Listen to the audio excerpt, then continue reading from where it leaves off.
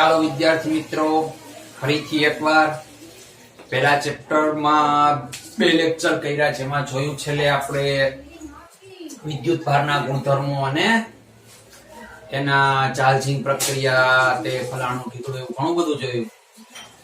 આજે આપણે જોશું કુલમ્બનો નિયમ. કુલમ્બનો નિયમ બરાબર. ત્રીજો લેક્ચર આ ચેપ્ટર નો કુલમ્બનો નિયમ. બહુ સરસ રીતે સમજશું, સમજવા ટ્રાય કરશું, તમારા મગજમાં બેસાડવા ટ્રાય કરશું, પૂરો પ્રયત્ન કરશું તમને સમજાઈ જાય. તો હું પાછી મુસ્તફા કરી રહ્યો છું શરૂઆત કુલમ્બના નિયમથી.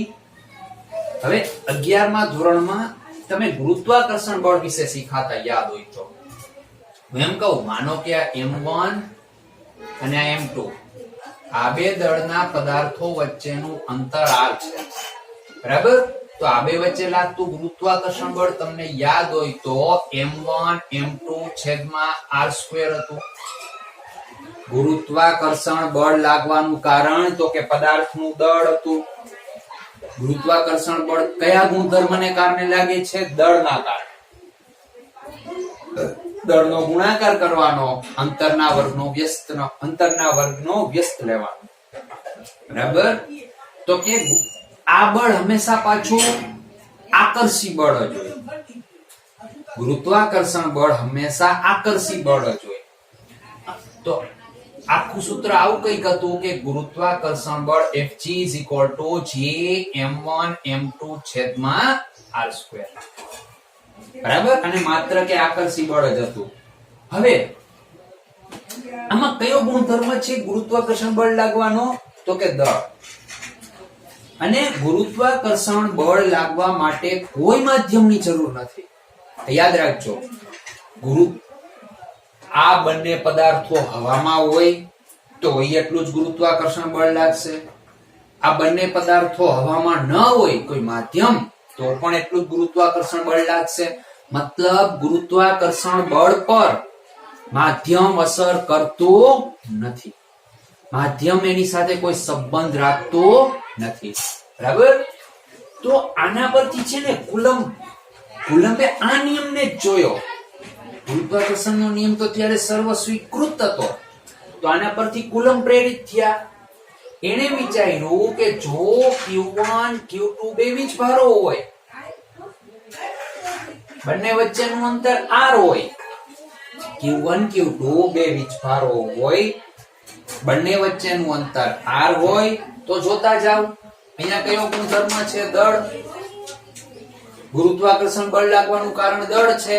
વિદ્યુત બળ લાગવાનું કારણ શું હતું? તો કે વિદ્યુત ભાર.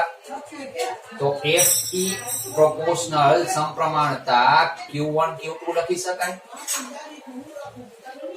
દળના ગુણાકારના સમપ્રમાણમાં, તો વિદ્યુત ભારના ગુણાકારના સમપ્રમાણમાં, અંતરના વર્ગના વ્યસ્ત પ્રમાણમાં, અંતરના વર્ગના વ્યસ્ત પ્રમાણ. સમજાય છે? તો કુલમ્બે ન્યૂટનના સૂત્ર પરથી જ સૂત્ર બનાવ્યું બે વિદ્યુત ભારો વચ્ચે લાગતું બળ. વિદ્યુત ભારે પાછા કેવા? બે બિંદુવત સ્થિર. આ શબ્દ ખાસ સમજજો, બિંદુવત અને સ્થિર.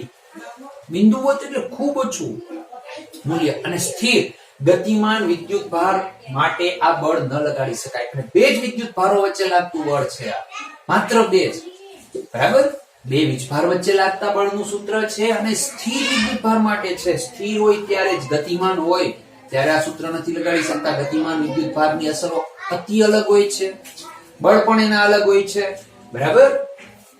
બીજું ખાસ તો હવે અહીંયા જુઓ, G ની કિંમત તમને યાદ હશે. G બરાબર 6.67 ગુણ્યા 10⁻11 હતી ન્યૂટન મીટર સ્ક્વેર પર કિલોગ્રામ સ્ક્વેર. સાર્વત્રિક અચળાંકની કિંમત આ આપણે લેતા. પણ અહીંયા શું હવે મારે લેવો અચળાંક? વિચાર્યું હશે કુલમ્બે કે અહીંયા અચળાંક રાખવો તો રાખવો શું? તો એને જો પેલી વાત, વિદ્યુત બળ જે છે એ બે પ્રકારનું હોય. આકર્ષી બળ પણ હોય, અપાકર્ષી બળ પણ હોય. જો બે વિદ્યુત ભારો પ્લસ પ્લસ હશે તો એકબીજાને ધક્કો મારશે, વિદ્યુત ભારો એકબીજાથી દૂર જશે. એક માઇનસ એ પ્લસ હશે, ખેંચાશે. બંને માઇનસ હશે તો ફરીથી એકબીજાથી દૂર જશે. ગુરુત્વાકર્ષણ બળ માત્ર આકર્ષી બળ હોય, માત્ર આકર્ષી. એના બે પ્રકાર નથી. જ્યારે આ આકર્ષી અને અપાકર્ષી બંને પ્રકારનું હોય. અને બીજું કે વિદ્યુત બળ પર માધ્યમ અસર કરે છે. જેમ કે હું તમને એમ કહું, ધારો કે બે વિદ્યુત ભારો છે Q1 અને Q2. આ બે વચ્ચે લાગતું બળ માપ્યું, તેની કિંમત મળી માનો કે 20 ન્યૂટન. 20 ન્યૂટન. હવે શું કર્યું? હવે આ અત્યારે આ બેની વચ્ચે હવા છે. હવે આટલા જ અંતરે 10 સેન્ટીમીટર તો 10 સેન્ટીમીટર ફરીથી એ બે વિદ્યુત ભારો વચ્ચે એક માધ્યમ રાખી દીધું, કોઈ વસ્તુ મેં આડી રાખી દીધી. હવે જો આ જ્યારે આને બળ લગાડે ને, આપણે એવી કલ્પના કરવાની હોય કે આ દિશામાં માનો કે આ 50 લાઈન મોકલે છે બળ લગાડવા માટે. વિદ્યુત ક્ષેત્રમાં જોશું આગળ 50 લાઈન મોકલે છે, બરાબર છે. પણ જેવી મેં આ વસ્તુ રાખી તો 50 માંથી 25 લાઈન અંદર શોષાઈ ગઈ. વિચાર, કલ્પના છે. પણ બળ છે ને આ વસ્તુ વચ્ચે રાખતા બળ થઈ ગયું 10 ન્યૂટન, ઘટી ગયું 10 ન્યૂટન. હવે જેવું બળ 10 ન્યૂટન થયું તો આનો અર્થ શું થાય? તો કે આ જે વસ્તુ રહી, કોઈ પણ વસ્તુ, તેની કિંમત 2 લઈ શકાય. 2 લઈ શકાય. 20 ભાગ્યા 2 10. એને આપણે કીધું પરમિટિવિટી, માધ્યમની પરમિટિવિટી. સમજાય છે? માધ્યમની પરમિટિવિટી, બરાબર. તો એનો અર્થ તો એમ થયો કે કોઈ પણ માધ્યમમાં બળ ઘટે છે. હવામાં જે બળ લાગતું હોય તેના કરતા માધ્યમમાં લાગતું બળ ઘટી જાય છે. તો એના માટે આપણે એક વ્યાખ્યા કરી. જુઓ, જેમ કે હું તમને એમ કહું કે અહીંયા આ Q1 છે, આ Q2 છે, બરાબર. તો કે આને માનો કે આપણે પાણીમાં રાખી દીધા અને અંતર જેટલું જ હતું, અને પાણીમાં તે બળ, આ વિદ્યુત ભારો માનો કે મેં પાણીમાં રાખ્યા, તો પાણીમાં બળ તો કે 10 ન્યૂટન થઈ ગયું. વોટર કહો, વિદ્યુત બળ 10 ન્યૂટન. તો પાણીની પરમિટિવિટી એને આપણે લખશું આનું નામ છે એપ્સિલોન.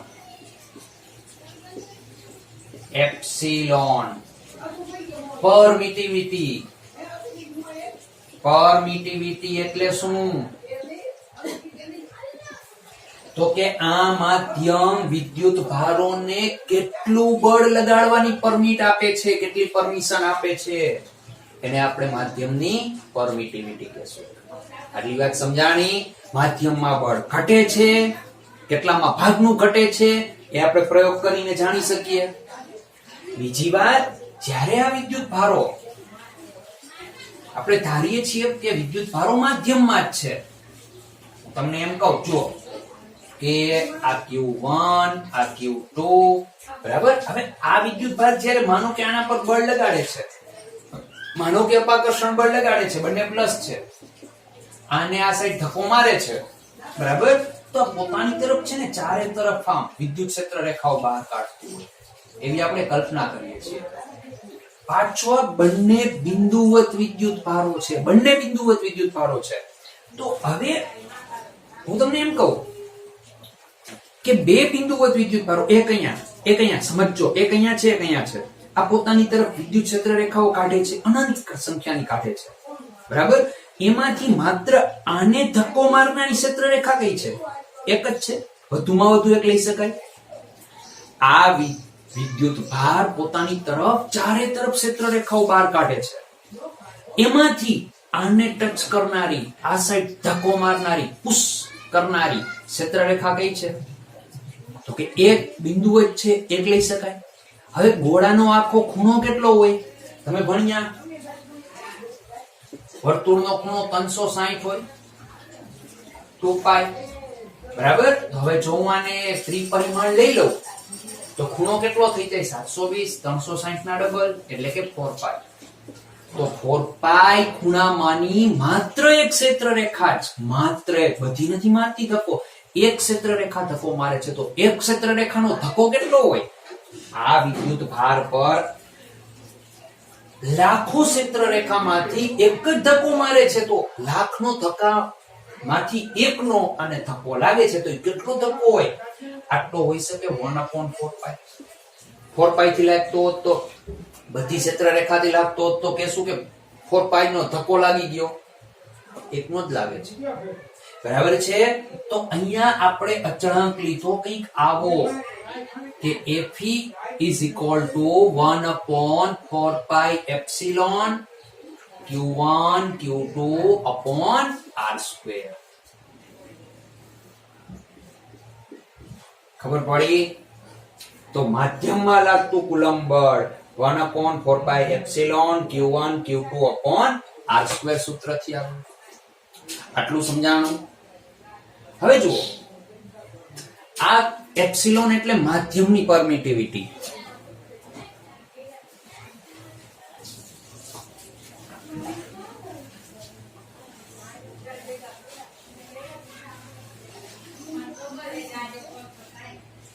આપણે અહીંયા ત્રણ વસ્તુ જુઓ. એક એપ્સિલોન, એપ્સિલોન એટલે માધ્યમની પરમિટિવિટી.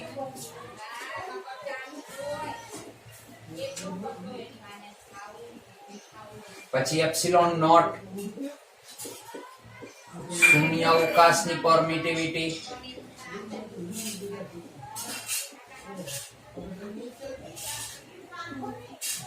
પછી એપ્સિલોન આર સાપેક્ષ પરમિટિવિટી. બરાબર? આ ત્રણ વસ્તુ તમારે યાદ રાખવાની છે, બરાબર.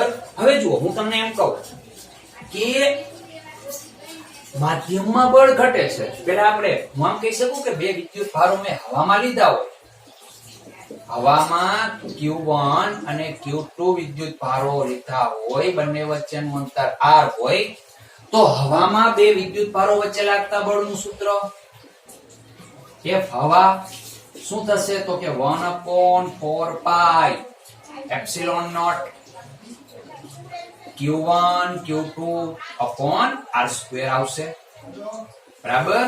તો આને હવા અથવા શૂન્ય અવકાશ બંને કહી શકાય. આટલું સમજાણું? હવામાં લાગતા બળનું સૂત્ર 1/4 pi epsilon naught Q1 Q2 by R square. માધ્યમમાં લાગતું બળ તો કે 1/4 pi epsilon Q1 Q2 by R square. હવે હમણાં મેં તમને કીધું, જુઓ કે માધ્યમમાં બળ ઘટે છે, માધ્યમમાં બળ ઘટે છે. જો આપણે જ્યારે કોઈ પણ માધ્યમમાં બળ માપશું ને, હંમેશા હવાની સાપેક્ષે માપશું. યાદ કરો, તમે 10મા ધોરણમાં ભણતા માધ્યમનો સાપેક્ષ વક્રીભવનાંક. હવાની સાપેક્ષે કોઈ પ્રકાશ કિરણ કે હવામાંથી પાણીમાં ગયું હોય તો પાણીનો વક્રીભવનાંક પણ કોની સાપેક્ષે? હવાની સાપેક્ષે. સેમ પ્રક્રિયા અહીંયા કરશું. તો મારે સાપેક્ષ બળ જોવું હોય માધ્યમમાં, એક ઉદાહરણ લઈએ. માનો કે હમણાં લીધું હતું એવું કે પાણી છે આ, બરાબર. આ Q1 Q2 બે વિદ્યુત ભારો R અંતરે છે, અને આ માનો કે હવામાં છે. હવામાં 20 ન્યૂટનનું બળ લાગે છે, પાણીમાં 10 ન્યૂટનનું લાગે છે. તો હવાની સાપેક્ષે ઘટ્યું કેટલું? 10 ન્યૂટન. બીજા ભાગનું થયું. તો આપણે આવું કંઈક સૂત્ર લખી શકીએ, સાપેક્ષ બળ Fr બરાબર હવામાં લાગતું બળ છેદમાં માધ્યમમાં લાગતું બળ, બરાબર. તો Fr is equal to હવામાં લાગતું બળ 1/4 pi epsilon naught Q1 Q2 upon R square છેદમાં માધ્યમમાં લાગતું બળ 1/4 pi epsilon Q1 Q2 by R square. તો હવે હું આને એપ્સિલોન આર કહી દઉં, સાપેક્ષ પરમિટિવિટી, કેમ કે જો બધું કટ થઈ જશે, બધું ઉડી જશે, તો વધશે શું? એફઆર ની જગ્યાએ epsilon R, epsilon upon epsilon naught. આને આપણે કહીશું સાપેક્ષ પરમિટિવિટી. યાદ રાખજો, સાપેક્ષ પરમિટિવિટી. બીજી વસ્તુ જુઓ, એ સમજો કે એપ્સિલોન નોટ ની કિંમત આપણે 1 લેશું, હવાની પરમિટિવિટી ની કિંમત 1, બરાબર.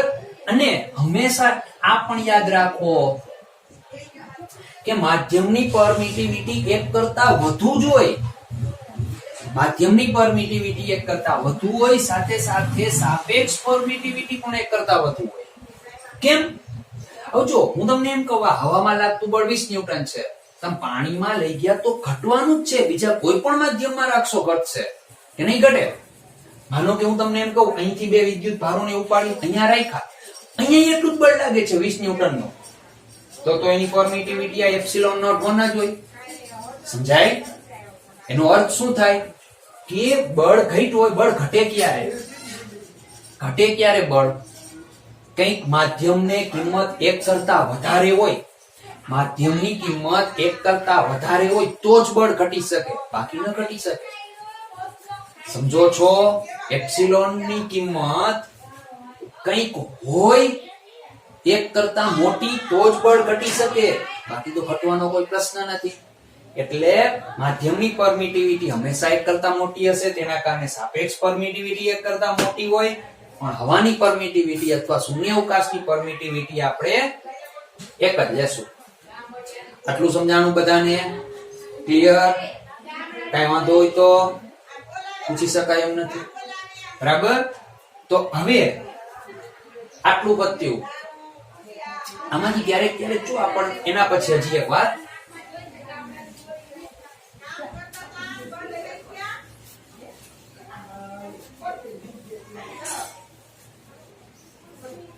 જો આના પરથી ક્યારેક આપણને પૂછી શકે કે એના પહેલા પણ હજુ આની કિંમત છે ને આપણે કે લઈ છીએ, અચળાંક 1/4π એપ્સિલોન નોટ એક અચળાંક છે, બરાબર? કેવી રીતે? જો હું તમને એમ કહું કે ધારો કે હું Q1 ની કિંમત 1 કુલમ લઈ લઉં, Q2 1 કુલમ લઈ લઉં, R ની કિંમત 1 લઈ લઉં, મતલબ Q1 બરાબર 1 કુલમ, Q2 બરાબર 1 કુલમ, બે વચ્ચેનું અંતર R પણ 1 મીટર. તો આ બે વચ્ચે જ્યારે બળ માપ્યું ને, કુલમ બળ, તો 9 × 10 ની 9 ઘાત ન્યૂટન લાગતું. 9 × 10 ની 9 ઘાત ન્યૂટન. સમજો 1 કુલમ એટલે કેટલા ઇલેક્ટ્રોન પ્રોટોન હોઈ શકે? 6.25 × 10 ની 18 ઘાત. સેમ અહીંયા છે. તો આ વીજભારોની સંખ્યા એકબીજાને 9 × 10 ની 9 ઘાત ન્યૂટન થી અપાકર્ષે છે. તો હું આવું કઈ કરી શકું? પહેલી વાર જ્યારે કોઈ નિયમ બને, પહેલી જ વાર બનતો હોય, ત્યારે આપણે અચળાંકની કિંમત આ 1 1 1 લઈ શકીએ. લઈ શકાય ને? તો આવું કઈ થઈ શકે કે શૂન્યાવકાશ અથવા હવા માટે 1/4π એપ્સિલોન નોટ 1 × 1 1 નો સ્ક્વેર. ત્યારે આપણને લાગતું બળ કેટલું મળ્યું હતું? F ની કિંમત કેટલી મળતી હતી? 9 × 10 ની 9 ઘાત. 1/4π એપ્સિલોન નોટ. સમજાય?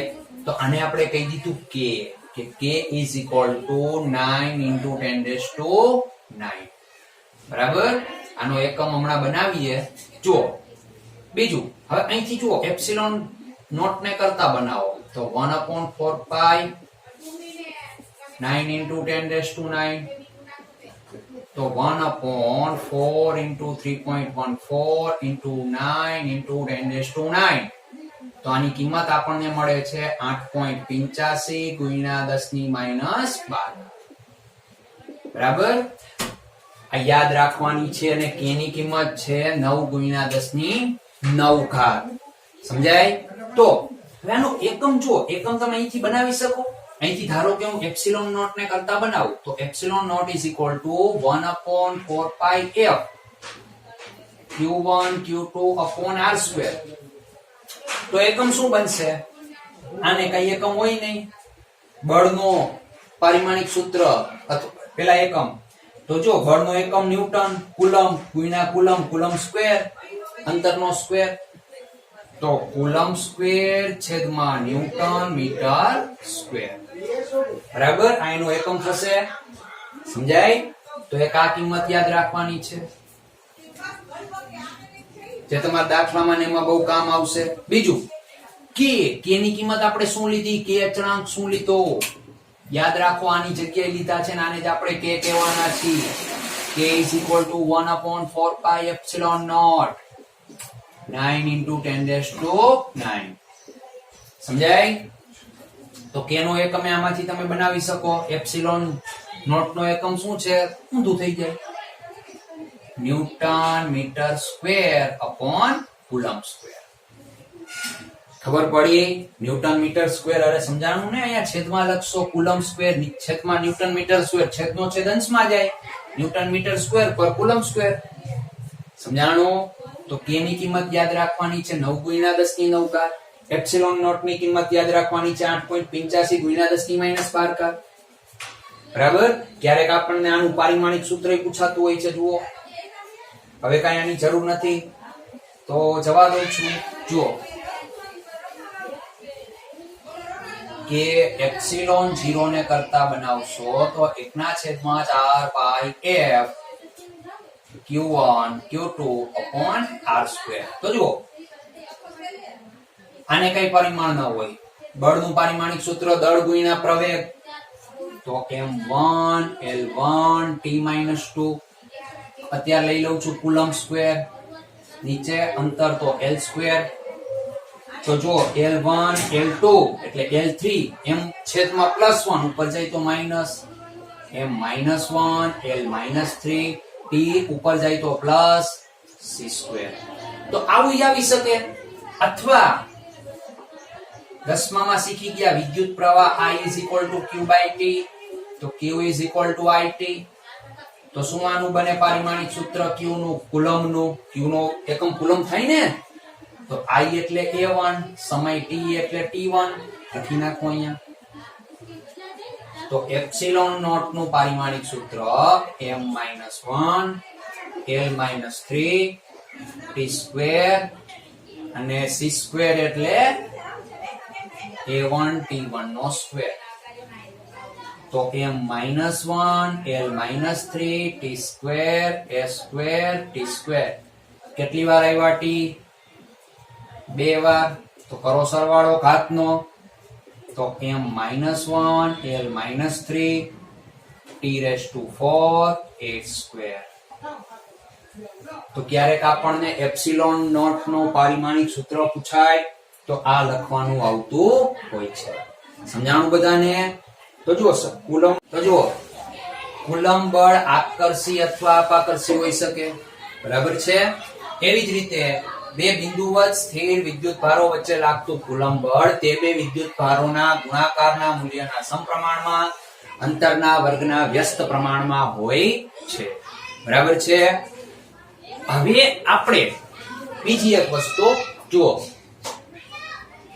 જે કહેવાની રહી ગઈ કે કુલમના આપણે જે સૂત્ર લખ્યું ને F = 1/4 pi epsilon q1 q2/r², બરાબર. અને હમણાં આપણે આગળ બે સૂત્ર જોયા કે સાપેક્ષ પરમિટિવિટી એપ્સિલોન r = ε/ε0. આને આપણે છે ને માધ્યમનો ડાઇલેક્ટ્રિક અચળાંક પણ કહેશું. કે શું કહેવાનું? માધ્યમનો ડાઇલેક્ટ્રિક અચળાંક, બરાબર. તો એની એપ્સિલોન ને તમે કરતા બનાવજો, એપ્સિલોન કરતા બને તો એપ્સિલોન નોટ અહીંયા ગુણે કે એપ્સિલોન નોટ, અથવા epsilon = epsilon r * epsilon naught, બરાબર. તો અહીંયા શું થશે? F = માધ્યમમાં લાગતું બળ 1/4 પાઈ એપ્સિલોન, એટલે આ પણ લખો અથવા આ લખો કે એપ્સિલોન નોટ q1 q2/r², બરાબર. તો Fm = હવે જો કે થોડી વાર માટે હટાવી લ્યો બહાર, 1/4 pi epsilon naught q1 q2/r². સમજ્યા? જો આ k અને k ઇઝ ઇક્વલ ટુ હમણાં આપણે લીધું તું, યાદ રાખજો આ બંને અલગ છે હો. આ k એટલે 9 ગુણ્યા 10 ની 9 ઘાત, જ્યારે આ k શું છે? માધ્યમમાં બળ ઘટાડે છે. એ k છે, ડાઇલેક્ટ્રિક અચળાંક છે. k is equal two dielectric અચળાંક છે, બરાબર? તો હું લખી શકું Fm is equal two 1/k. આ ક્યાંનું બળ છે? તો કે હવામાં લાગતું. તો હંમેશા યાદ રાખવું કે માધ્યમમાં લાગતું બળ કેટલું હોય? હવામાં લાગતા બળ કરતા કેમાં ભાગનું હોય. કોઈ પણ માધ્યમમાં લાગતું બળ હવામાં જેટલું બળ લાગતું હોય તેના કરતા કેમાં ભાગનું થઈ જાય. એટલે તો આને આપણે સાપેક્ષ બળ પણ કહીએ છીએ. હવાની સાપેક્ષે લાગતું બળ રિલેટિવ નો અર્થ જ સાપેક્ષ થાય. સમજાણું? રિલેટિવ નો અર્થ શું થશે? સાપેક્ષ થશે. તો હવે અહીંયા જો કુલમ્બના નિયમ પરના તમારે દાખલા જ્યારે ગણવાના આવે, કુલમ્બ નિયમ પરના જ્યારે દાખલા ગણવાના આવે ત્યારે સામાન્ય રીતે કેવા દાખલા આવતા હોય? પેલા આટલું લખી લેજો, બોલપેન ચોપડો કાઢીને બેસજો જો સારી રીતે શીખવું હોય તો.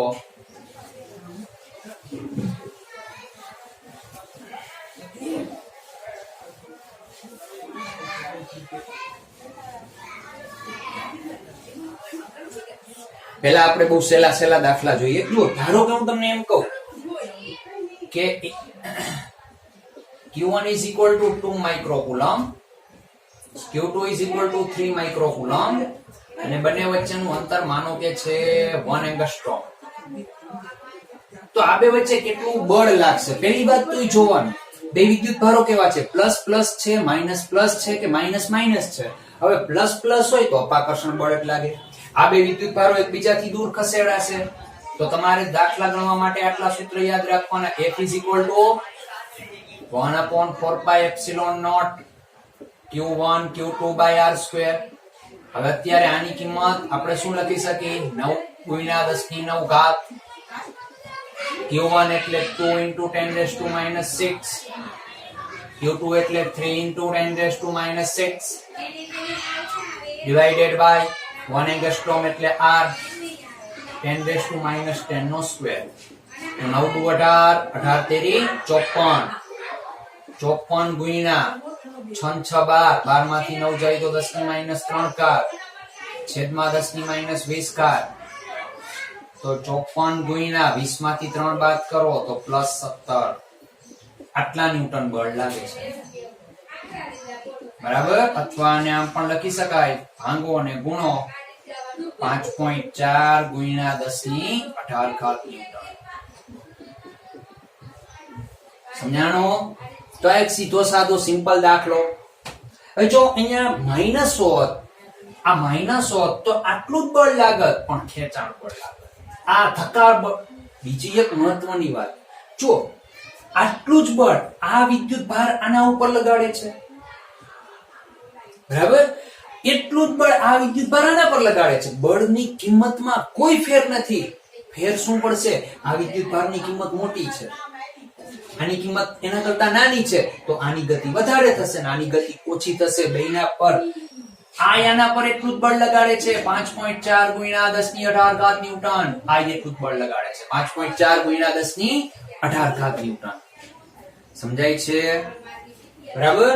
તો એક સીધો સિમ્પલ દાખલો તમારી એનસીઈઆરટી માં જોઈએ.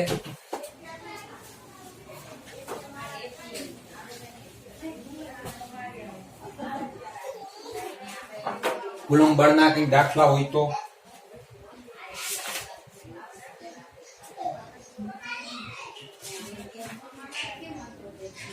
જો એમાં એક તમને કીધું છે જે તમે સરળતાથી આમ કરી શકો, એમાં કઈ એટલું અઘરું નથી, બરાબર? બીજા દાખલા આપણે જોશું કે બે બિંદુવત વિદ્યુત ભારો વચ્ચેના સ્થિત વિદ્યુત બળ માટે કુલમ્બનો નિયમ અને સ્થિર બિંદુવત દળો વચ્ચેના ગુરુત્વ બળ માટેનો ન્યૂટનનો નિયમ, એ બંનેનો આધાર વિદ્યુત ભારો દળો વચ્ચેના અંતરના વર્ગના વ્યસ્ત પર છે, બરાબર? ઇલેક્ટ્રોન અને પ્રોટોન અને બે પ્રોટોન વચ્ચે લાગતા આ બળોના માનના ગુણોત્તર પરથી તેમની પ્રબળતાની સરખામણી કરો. બરાબર. શું તમારે કરવાનું છે? વિદ્યુત બળ અને ઇલેક્ટ્રોન અને પ્રોટોન માટે, અને પછી એ જ ઇલેક્ટ્રોન અને પ્રોટોન વચ્ચેનું ગુરુત્વાકર્ષણ બળ શોધો. તો જુઓ, હું તમને એમ કહી શકું, એક આ ઇલેક્ટ્રોન, આ પ્રોટોન, બરાબર. આ બે વચ્ચેનું અંતર માનો કે r છે. તો આ બે વચ્ચે કેટલું વિદ્યુત બળ લાગશે? F is equal to k q1 q2 by r². તો k એટલે 9 ગુણ્યા 10 ની 9 ઘાત. ઇલેક્ટ્રોન નો વિદ્યુત ભાર -1.6 ગુણ્યા 10 ની -19 ઘાત. પ્રોટોન નો +1.6 ગુણ્યા 10 ની -19 ઘાત. છેદમાં r² m ના m. Fe આને કહી દો સમીકરણ નંબર 1. બીજું, હવે આ જ બે વચ્ચે કે કેટલું ગુરુત્વાકર્ષણ બળ લાગે છે, બરાબર. તો Fg, તો કે g m1 m2 by r² આટલા જ અંતર માટે. g એટલે 6.67 ગુણ્યા 10 ની -11 ઘાત. m1 એટલે પેલા પદાર્થનું દળ 9.1 ગુણ્યા 10 ની -31 ઘાત. ઇલેક્ટ્રોનનું દળ, બરાબર, ચોપડીમાં આપ્યું હશે પ્રોટોનનું દળ 1.67 ગુણ્યા 10 ની -27 ઘાત બાય r². Fg આટલું સમજાણું બધાને? ઓકે. આને કહી દો સમીકરણ નંબર 2. હવે બંનેનો ગુણોત્તર લ્યો. Fe/Fg કરશો જ્યારે Fe/Fg અંતર સરખું છે તો ગુજરી જશે. હવે આના છેદમાં આ આવશે, આના છેદમાં આ, આવું કંઈક થશે. ઘાતે વધારે ન લખવી પડે. 9 1.6 1.6 9 ગુણ્યા 1.6 ગુણ્યા 1.6 9 દુ 38, 38 માંથી 9 જાય તો 10 ની -29 છેદમાં 6.67 9.1 1.67 6.67 9.1 1.67 ઘાત 31 ને 27 થશે 7 ને 1 8 5 58 ને 11 68 ને 69 10 ની -69, બરાબર. આનું સાદું રૂપ આપતા આપણને જવાબ મળે છે 2.4 ગુણ્યા 10 ની 39. કઈ સમજાય છે? આ બંનેનો ગુણોત્તર આટલો મળે છે ને માનાંકમાં છે. આપણે જો અહીંયા માઈનસ ધ્યાનમાં નથી લીધા કારણ કે આ આકર્ષણ બળ માટે જ છે. શું થાય આનો અર્થ? કે Fe is equal to 2.4 ગુણ્યા 10 ની 39 ઘાત ગુણ્યા Fg. સમજવા ટ્રાય કરો. ગુરુત્વાકર્ષણ બળને જ્યારે આપણે આટલી ઘાત વડે ગુણ્યા આટલી ઘાત વડે ત્યારે વિદ્યુત બળ મળે છે. તો વિદ્યુત બળ છે એટલું અતિ પ્રબળ બળ છે, અતિ અતિ અતિ અતિ પ્રબળ બળ છે. એટલે તો આ સાઈના એક ટીપા ઉપર પૃથ્વીનું ગુરુત્વાકર્ષણ બળ લાગતું નથી. બધા ઉલરીને ન હેલા જાય કારણ કે આટલા ગણું પ્રબળ છે ગુરુત્વાકર્ષણ બળ કરતા. બરાબર છે? કઈ નહીં, ખાલી સૂત્ર આવડે એટલે કિંમતો મૂકી સાદું રૂપ દેવાના. બરાબર. બીજો તમારા ભાગે કે ઇલેક્ટ્રોન અને પ્રોટોન એક એંગસ્ટ્રોમ દૂર હોય ત્યારે તેમના પરસ્પર આકર્ષણ બળથી ઉદ્ભવતા ઇલેક્ટ્રોન અને પ્રોટોનના પ્રવેગ શોધો. તો એમાં કઈ નથી. જુઓ, આ કિંમત જે રહી અહીંયા આ 9 ગુણ્યા 10 ની આ કિંમતનું તમે સાદું રૂપ આપો અહીંયા એટલે તમને કઈ કિંમત મળશે. r ની જગ્યાએ શું લખ નાખવાનું? એક એંગસ્ટ્રોમ એટલે 10 ની -10 ઘાતનો વર્ગ. સમજાય? આ ઇલેક્ટ્રોન છે, આ પ્રોટોન છે. આ ઇલેક્ટ્રોન, આ પ્રોટોન. હવે સમજો, બે વચ્ચે આકર્ષણ બળ લાગે. બંને વચ્ચે આકર્ષણ બળ લાગતું હોય તો સમજવા ટ્રાય કરો. આની કઈક તમને કિંમત મળશે. એ જે કિંમત મળે ઇલેક્ટ્રોનનો જ્યારે આપણે પ્રવેગ શોધીએ. હવે આને જવાબ દઉં છું.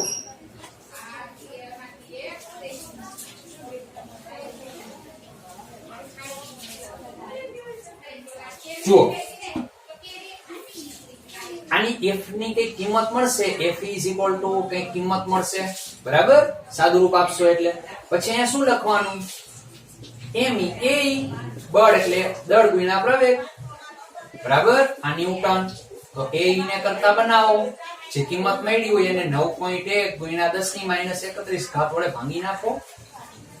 સમજાય? એટલું કરવાનું તમારે હાથથી. એવી જ રીતે પ્રોટોનનો પ્રવેગ Ap જે જવાબ મળે અહીંયા એને 1.67 ગુણ્યા 10⁻³ ઘાત વડે ભાંગી નાખો તો તમને પ્રોટોનનો પ્રવેગ મળી જશે. ખબર પડી કઈ રીતે શોધવું એ? સમજાણું બધાને? ઓકે. આના પછી એક લઈએ દાખલો નીટ 2017 માં પૂછાયો. બહુ સરસ દાખલો છે. જો નીટ 2017 એમાં આપણને એમ કીધું કે ઇલેક્ટ્રોન અને પ્રોટોનનો વિદ્યુત ભાર થોડો જુદો છે. બરાબર? જો ઇલેક્ટ્રોનનો વિદ્યુત ભાર -e અને પ્રોટોનનો વિદ્યુત ભાર E પ્લસ ડેલ્ટા E હોય તો હાઇડ્રોજનના બે પરમાણુ વચ્ચે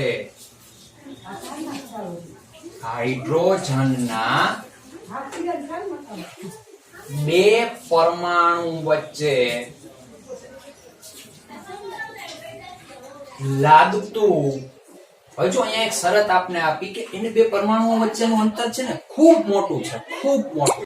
જો હાઇડ્રોજનના પરમાણુ એકબીજાથી ખૂબ દૂર હોય, ત્રિજ્યાની સાપેક્ષમાં હોય જ ને, ત્રિજ્યા કઈ ના હોય, બરાબર છે, પણ બે પરમાણુના કેન્દ્ર વચ્ચેનું અંતર ખૂબ દૂર છે, ત્યારે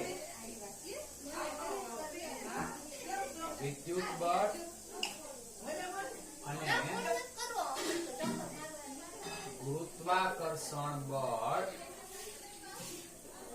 બંને શૂન્ય છે, તો ડેલ્ટા E નો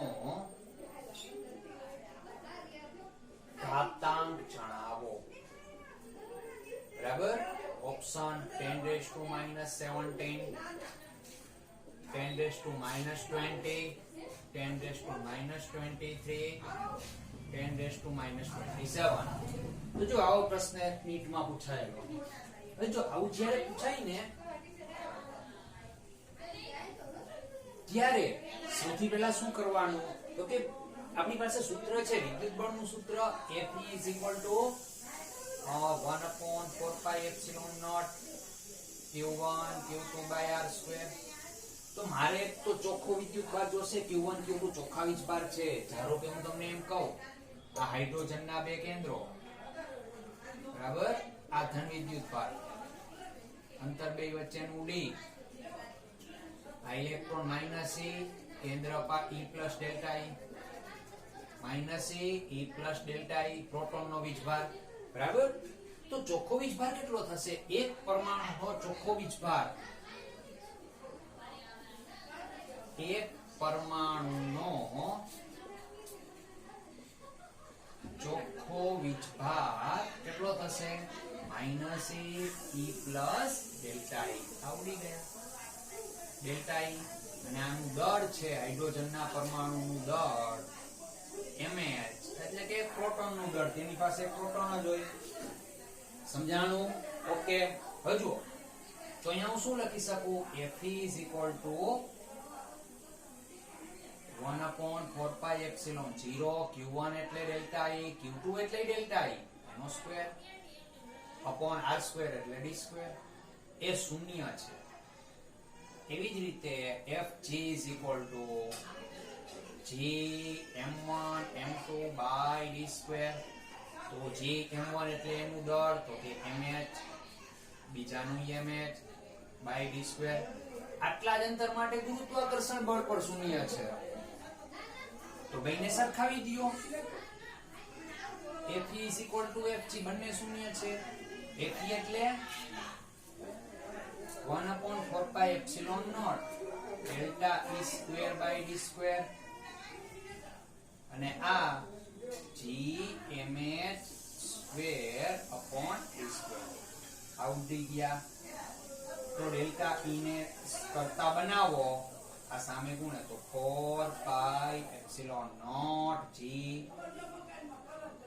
mh² તો 4 * 3.14 8.85 * 10⁻⁻12 g 6.67 ગુણ્યા 10⁻11 ઘાત. પ્રોટોન નું દળ 1.67 ગુણ્યા 10⁻27 ઘાત એનો સ્ક્વેર.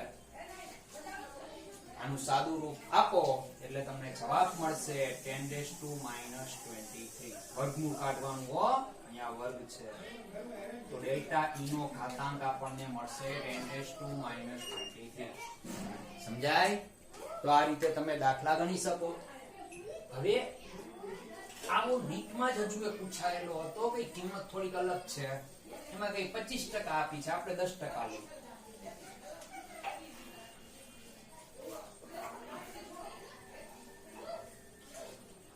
જુઓ આવું કઈક કીધું છે કે રકમ નથી લખતો, એક Q1 વીજભાર Q2 વીજભાર, આ બેને આપણે જ્યારે r અંતરે રાખી છીએ, થોડી વાર ટ્રાય કરજો, શીખજો કેવી રીતે ગણવું. ત્યારે આ બે વિદ્યુત ભારો વચ્ચે લાગતું કુલંબ બળ Q1 Q2 r² 100 ન્યૂટન છે. બરાબર? બે વિદ્યુત ભારો વચ્ચે લાગતું બળ 100 ન્યૂટન છે. સમજાણું? હવે એક વિદ્યુત ભાર પરથી બીજા વિદ્યુત ભાર પર 10% વિદ્યુત ભાર વહન પામતો હોય, એક વિદ્યુત ભાર પરથી બીજા વિદ્યુત ભાર પર 10% વિદ્યુત ભાર જતો હોય, તો બંને વચ્ચે લાગતું વિદ્યુત બળ શોધો. 100 newton, 99 newton, 90 newton, 80 newton. Pause કરીને ટ્રાય કરો.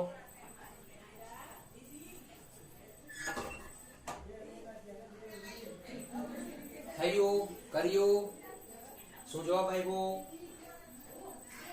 તો સાચું. હવે જો કઈ રીતે મેં તમને એમ કીધું કે એક વિદ્યુત ભાર પરથી બીજા વિદ્યુત ભાર પર 10% વિદ્યુત ભાર જાય છે. અહીંયાથી અહીંયા 10% ગયો. હજુ તો આ 10% ગુમાવે છે એમ કહેવાય. 10% વિદ્યુત ભાર ગુમાવ્યો તો નવો વિદ્યુત ભાર Q1 તો Q1 તો હતો જ, ઘટ્યો કેટલો? Q1 ના 10%. 10% વહન થઈ ગયો ને, તો 10% ઘટી ગયો. તો Q1 - 10% એટલે 0.1 Q1. તો 1 માંથી 0.1 બાદ કરો એટલે કેટલા વધશે? 1 માંથી 0.1 જાય 0.9. બરાબર? Q1. સમજાય? Q'1.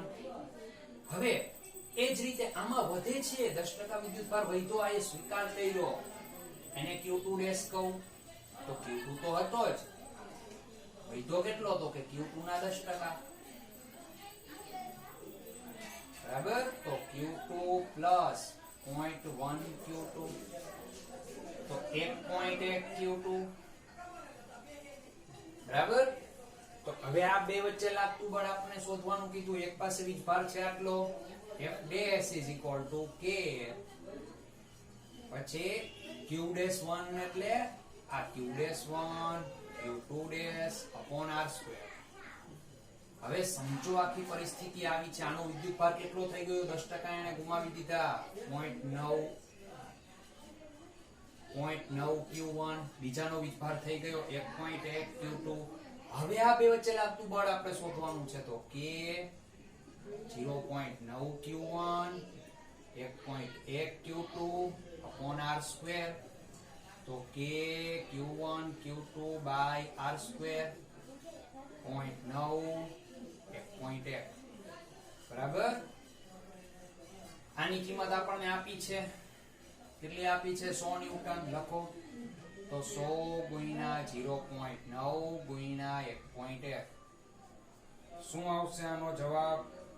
તો કે જુઓ, આના છેદમાં 10, આના છેદમાં 10, આવડી ગયા 11 નવા 99 તો કેટલું બળ આવશે F dash is equal two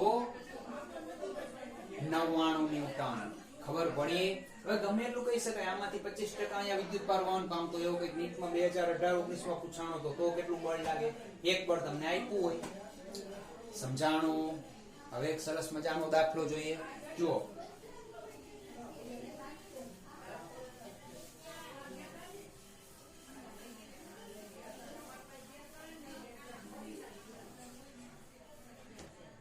આ પૂછાયેલો છે ZEE મેઇન 2013 મે 2013 બરાબર એમાં આપણને એવું કીધું છે કે ઉગમ બિંદુથી x = -a અંતરે એક વિદ્યુત ભાર q છે x = a અંતરે એટલા જ અંતરે વિદ્યુત ભાર q છે જો બંનેની વચ્ચે q0 = q/2 માઈનસ q/2 વિદ્યુત ભાર વચ્ચે રાખીને બહુ થોડું y અક્ષ પર જો આ અંતર આમ આપણને કીધું છે y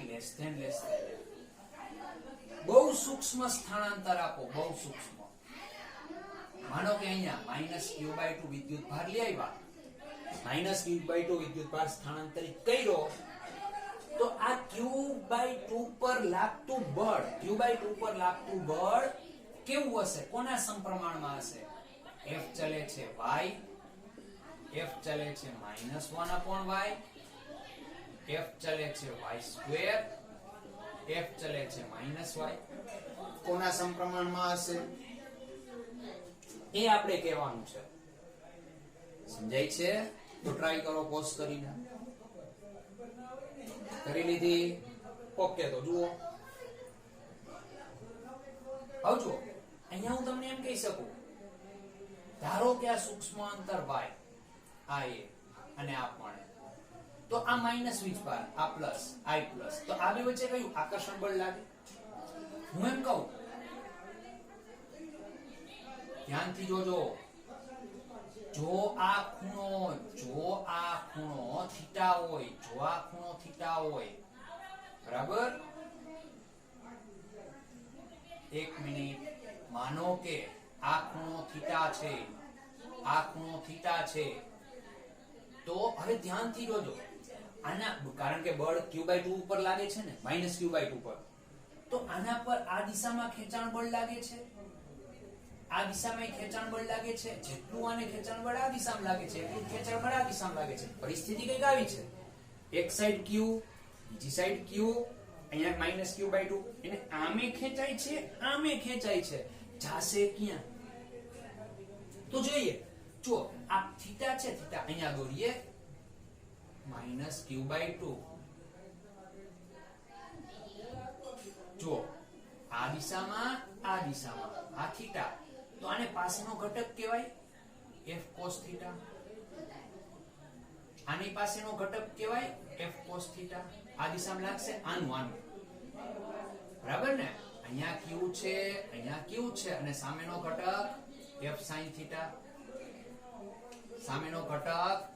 θ તો q/2 પર એક નીચે તરફ બળ લાગ્યું પરિણામી cos θ એને જુઓ cos θ નીચે તરફ લાવે છે નીચે તરફ આ વીજભાર ક્યાં આવશે નીચે આવશે આમથી ખેંચાણો તો આવશે ક્યાં નીચે કારણ કે આ બે બળો તો ખેંચતા જ નથી અને આ બે બળોનું એના ઉપર કોઈ જાતનું બળ લાગતું નથી પરિણામી બળ કેના કારણે લાગે છે cos θ ઘટકને કારણે તો એ નીચે તરફ આવશે આટલું સમજાણું કેના સમજાણું પરિણામી બળ q/2 પર નીચે લાગશે ને cos ઘટકને જ કારણે લાગશે sin ઘટકો તો સરખા મૂલ્યના છે પરસ્પર વિરુદ્ધ દિશામાં છે કોઈ અસર જ નહીં કરે આ માર્કર પર આમે બળ લાગે છે તો માર્કર આમ જશે નીચે તરફ ખેંચાશે 11મા ધોરણમાં ઘટકો ભણી ગયા છો ઓકે તો હવે જો F net પરિણામી બળ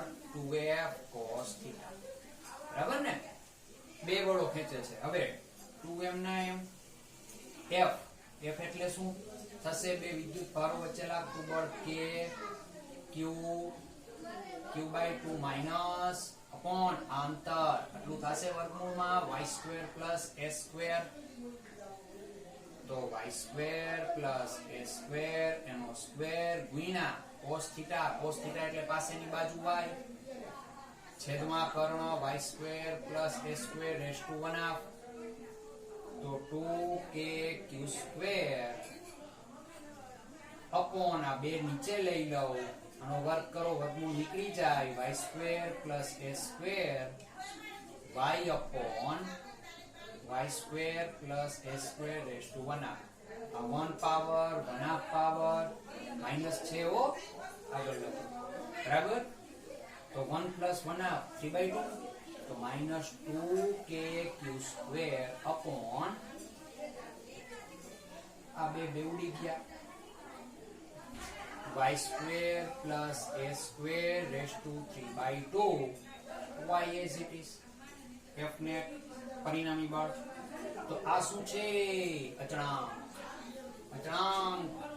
તો પરિણામી બળ -y ના સમપ્રમાણમાં છે. પરિણામી બળ -y ના સમપ્રમાણમાં છે. 11મા ધોરણમાં ભણ્યા હતા સિમ્પલ હાર્મોનિક મોશન, સરળ આવર્ત ગતિમાં આવતું હતું. જો તમે q/2 ને ધક્કો ઉપર માર્યો, બળ નીચે લાગ્યું.